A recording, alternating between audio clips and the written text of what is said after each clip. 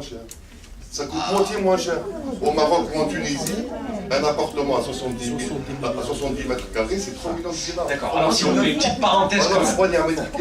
Non, c'est un faux débat, ça, je Monsieur Bénidir, s'il vous plaît, alors, pour être mieux organisé, je vous propose la chose suivante. Lorsque le journaliste pose sa question, il faut le laisser aller jusqu'au bout. Parce qu'on a tendance des fois dans les forums à vouloir tous intervenir en même temps, ça crée un chahut, ça crée beaucoup de bruit, ça dérange et l'intervenant, et l'organisateur, et tout le monde. Donc je vais vous demander d'être un peu discipliné sur ce plan. La question du confrère de Liberté, si par exemple un logement F4 de l'ADL coûte aux souscripteurs 4 millions de dinars, il revient combien à l'État? Juste pour avoir une idée, est-ce que vous pouvez donner une estimation au jour d'aujourd'hui ou pas? Le double. Le double. Voilà, donc c'est 8 millions de dinars. Le double. Par exemple, le double. Voilà, Mais je vais là. quand même continuer dans la même lignée. Le monsieur, c'est monsieur La Chichi. Vous me dites qu'au Maroc, le logement coûte moins cher ou plus cher, je ne sais pas. Vous savez, on appartient, on peut débattre. Hein. On peut débattre. Je connais tous les prix qui se passent sur le bassin méditerranéen, monsieur. On peut débattre.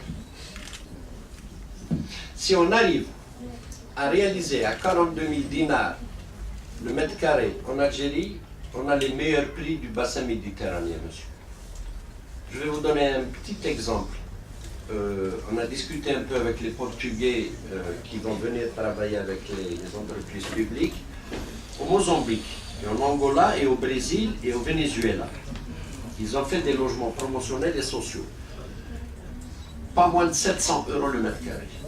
Et quand vous voyez ce qu'ils ont fait, et quand ils sont venus en Algérie, ou d'une social Tana, ou la location en vente Tana, c'est du promotionnel par rapport à eux, monsieur. Donc, en matière de prix, je pense qu'on est excellent. D'accord. Très compétitif. Alors, je continue de ce qu'on, puisque vous parlez des Portugais, ça tombe bien.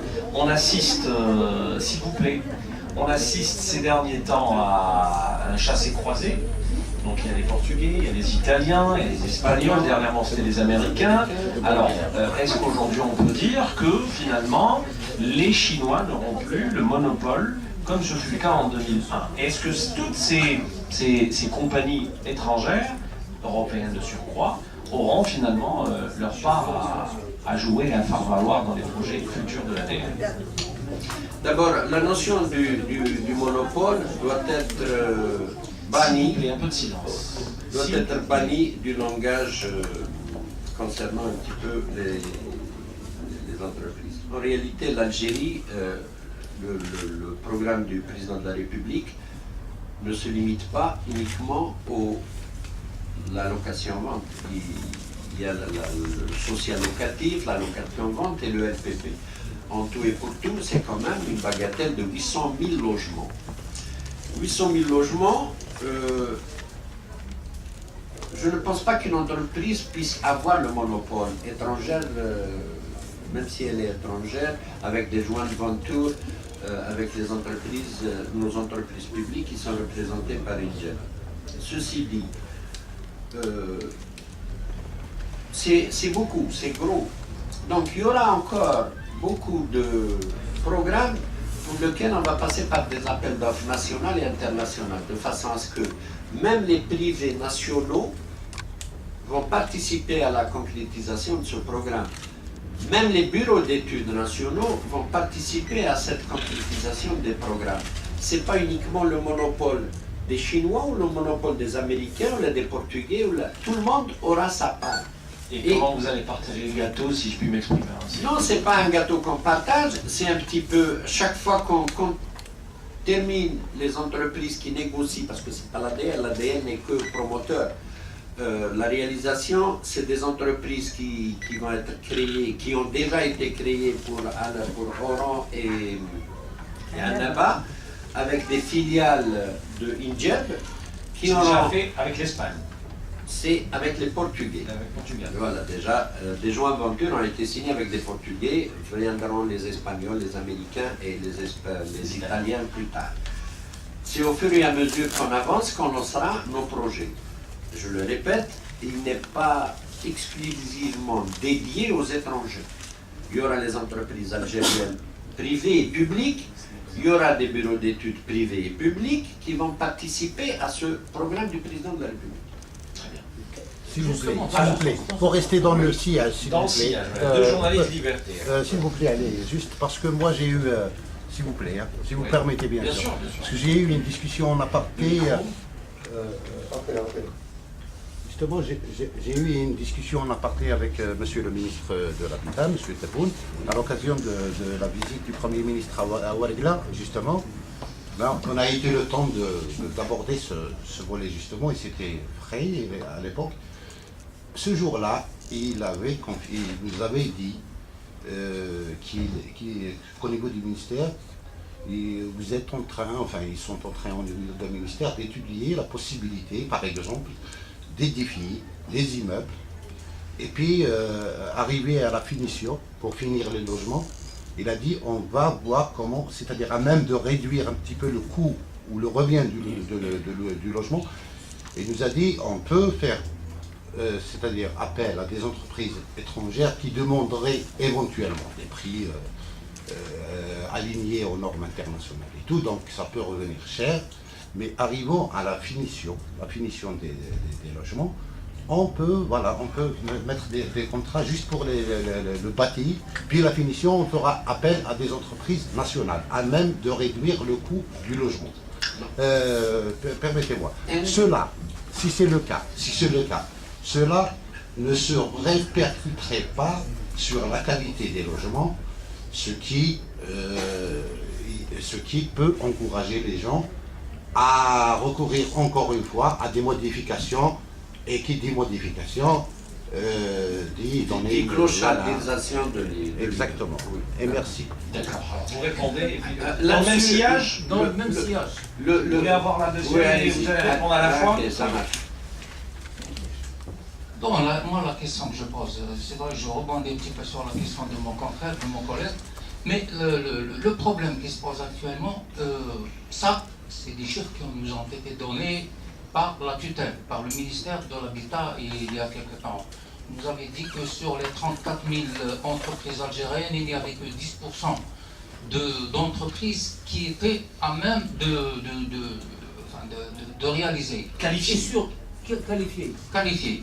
Mais le problème qui se pose, c'est que sur les 10%, rares sont les entreprises qui pouvaient avoir une envergure à même de mener un programme, par exemple, de plus de 1000 logements. Et ça, est-ce que ça ne va pas poser justement un problème? La question, quel est, si vous voulez, le taux de participation de l'entreprise algérienne Dans ces chantiers. Monsieur Bon, Béni. je réponds d'abord au monsieur. C'est vrai que le cahier des charges est en cours d'amélioration pour essayer de trouver la meilleure formule,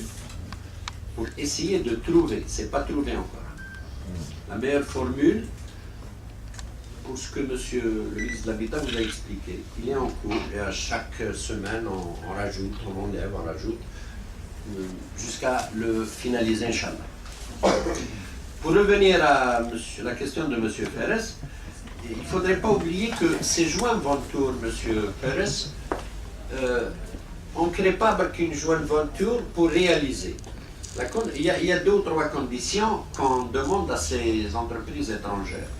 D'abord, une école de formation pour nous former nos jeunes en gestion de projet, en management de projet, ils vont nous former nos chefs de chantier, nos coffreurs, nos manœuvres, c'est une école, et ça c'est pour tout le monde. Puisqu'eux-mêmes ont des écoles pour ça, ils forment pour leur chantier. On voudrait que ce soit la même chose pour l'Algérie. Et tout à l'heure, j'avais parlé tout au début d'industrialisation du logement. Donc, ça sera des usines qu'on délocalise, qu'on mettra sur place. Et les terrains sont prêts pour ça, par le biais de ces entreprises publiques. Et à partir de là, les 10% qui pouvaient éventuellement faire de 1000 logements, on va avec ce transfert de technologie, on aura, Inch'Allah, plus de 50%. On va insuffler un savoir-faire à nos entreprises publiques pour faire du logement. Vous voulez dire que c'est en parallèle, C'est la une pierre deux coups. condition, c'est même d'une pierre 3 coups. qu'ils auront le savoir-faire, le plan de charge et le management de cette entreprise de joint venture sera donné aux étrangers. Donc nous, on ne prendra que ce qui est bien. Excellent, oui. Alors, le monsieur n'a pas encore posé de questions. Concrètement. Pardon, le soir. L'info soir. Concrètement. Le micro. Là, je pense pas qu'il... Non, c'est bon. Bon, concrètement. Ça fait 10 ans depuis qu'on en parle. Il y a une réalisation réactivée, il y a des chiffres qui ont été donnés concrètement à le directeur à l'ADL. L'ADL est vraiment capable de réaliser ce que vous venez de mettre devant toute la distance. Il y a Vous avez parlé d'humaniser l'ADL qui a été diabolisé. Bon, diabolisé, bon, je sais de quel contexte il a été pris. Le service communication au niveau de l'ADL. Moi, personnellement, on a beau essayer de contacter l'ADL, mais est-ce que vous avez pensé à créer ou à mettre en poste quelqu'un qui pourrait répondre aux sollicitations des journalistes si ce n'est pas le directeur en fait? Alors, je vais vous répondre par la dernière question. Pourquoi il n'y a que moi qui communique à l'ADL, monsieur? Pour éviter toutes les rumeurs et toutes les... pour dire le mot simple. Quand on va terminer ces 55 000, ces 3 000 logements qui nous restent à livrer, on va terminer avec les 55 000 logements. Parce que moi, quand je reçois du monde et je discute avec eux, كل واحد واش يقول أنا سمعت أنا سمعت أنا سمعت. قال ما تجيش تسمع أنا اللي نقول. كي نقول أنا خلاص. Il n'y aura pas 50 sons de cloche. C'est ça aussi, monsieur, qui a un petit peu diabolisé l'ADL. Quand je parle d'humaniser l'ADL, on a investi pour des chapiteaux et des chaises et des cafés pour qu'on reçoive convenablement nos clients, monsieur.